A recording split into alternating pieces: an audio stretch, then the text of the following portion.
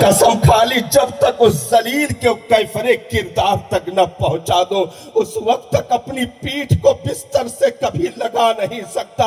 3 سال تک سلطان نے اپنی پیٹھ بستر سے نہیں لگائی، اور جب ذلیل گرفتار کر کے سامنے لائے گئے، گریباں میں ہاتھ ڈال کے زمین پر پٹک کر سینے پر سلطان صلاح الدین ایوبی سوار ہوئے اور کہا تو کہتا تھا بلا اپنے نبی کو مدد کے لیے، او ذلیل سن، مصطفیٰ نے اپنے در کا کتا بھیج دیا ہے، ثابت کر دیا کہ دنیا میں ہم بھی آئے تھے۔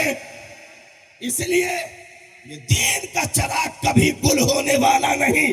وقت گزرتا رہا، بہت تیزی کے ساتھ میں سمٹ کر موضوع پہ آ رہا ہوں جہاں سے میری تقریر شروع ہونی ہے، وہ میں یہ تھوڑا سا بیک گراؤنڈ آپ لے لیں تاکہ بات سمجھ آئے۔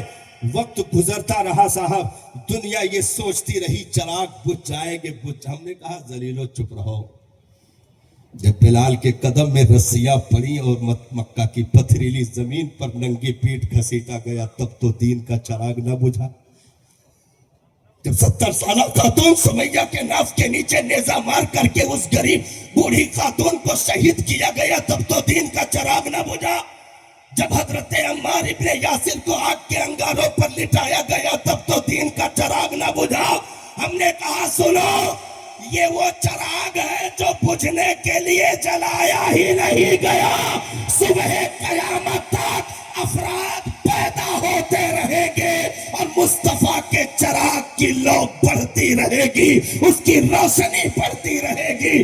ہم نے کہا سنو، یہ دین ہے، ایک جاتا ہے تو اس سے پہلے دوسرے کا انتظام ہو جاتا ہے۔ اگر آج گلی کے نالی کے پر جو ہے منہ ڈالے ہوئے کوئی پڑا ذلیل جس کا نام عبداللہ ہو، عبد الرحمن ہو، آپ اس کو مسلمان سمجھ رہے ہو تو آپ بھول کر رہے ہو۔ اگر آج جوئے کے اڈوں پر زناکاریوں کے اڈے پر کوئی بیٹھا ہو، آپ اس کو مصطفیٰ کی امت سمجھ رہے ہو تو آپ بھول کر رہے ہو۔ ہم نے کہا سنو، کسی بھی بڑی چیز کو پہچاننے کے لیے بڑوں کا تعارف ہوتا ہے اور بڑی چیزوں کو دیکھا جاتا ہے۔ اگر تم کسی کمپنی کو پہچاننا چاہو تو اس کے بھنگار کے پروڈکٹ کا پرچار نہیں ہوگا، جو لیٹسٹ ماڈل ہوگا اسی کا نام لیا جائے گا۔ ہم نے کہا اگر میڈیا نے یہ سمجھا کہ گلی کے موڑ پر شراب کے نشے میں دھت پڑا ہوا مسلمان کہتے ہیں، نشیڑی گجیڑی بھنگیڑی کو مسلمان کہتے ہیں، ہم نے کہا ذلیلو تم نے سمجھا نہیں، ابھی مسلمان کے میم تک نہیں پہنچے ہو۔ ارے مسلمان کہ جب تعریف کرنے پر دنیا آئے گی تو سر فہرست نام لیا جائے گا۔ سب سے بڑا دنیا کا مسلمان ابو بکر صدیق کو مسلمان کہتے ہیں، فاروق اعظم کو مسلمان کہتے ہیں، عثمان غنی کو مسلمان کہتے ہیں، شیر خدا کو مسلمان کہتے ہیں، عمر بن عبدالعزیز کو مسلمان کہتے ہیں۔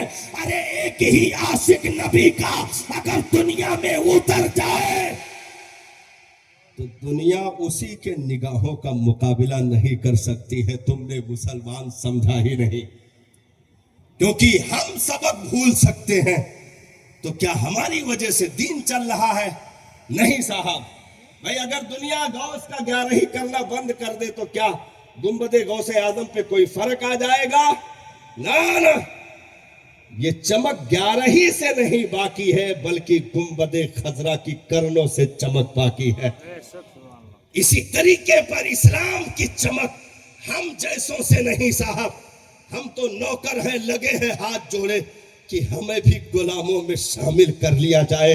نہیں تو اسلام کی چمک صاحب، اسلام کی ضرورتیں پوری ہو چکی ہیں اور اسلام کی چمک احد کے غیوروں سے باقی ہے، خندق کے غیوروں سے باقی ہے، کربلا کے مسافروں سے اسلام کی چمک باقی ہے۔ ارے غریب نواز کی خواجگیت سے اسلام کی چمک ہے، غوث اعظم کی غوثیت سے اسلام کی چمک ہے، نظام الدین کی محبوبیت سے اسلام کی چمک ہے، قطب الدین کی قطبیت سے اسلام کی چمک ہے۔